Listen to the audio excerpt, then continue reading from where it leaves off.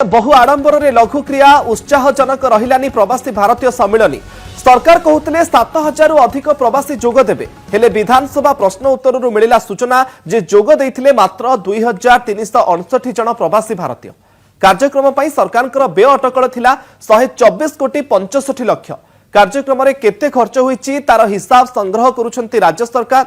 विधानसभा संपर्क में प्रश्न करते बीजेडी विधायक गौतम बुद्ध दास जार लिखित उत्तर देइछंती मुख्यमंत्री मोहन माझी ओडिशा रे प्रथम थर पई प्रवासी भारतीय सम्मेलनी आयोजन को जोरसोर प्रचार करथिले मोहन सरकार 7,000 अधिक प्रवासी भारतीय एही सम्मेलनी रे शामिल हेबे बोली कहा जायथिला एनै नेता मंत्री प्रशासन पक्षरु घन घन प्रस्तुति आ समीक्षा बैठक भी होइथिला प्रवासी भारतीय कार्यक्रम सफल आयोजन पई मिशन मोड रे लागि जायथिले मोहन सरकार प्रवासी भारतीय ओडिशा आसी पर्यटन निवेश संभावना बाबत देखिबे आ विदेश को जाई प्रचार करिवे हेले विधानसभा रे मुख्यमंत्री देइथिबा लिखित तथ्यरु जणा पड़िछि जे प्रचार बेसी हैला किंतु सही अनुपात रे आसी नाहंती प्रवासी भारतीय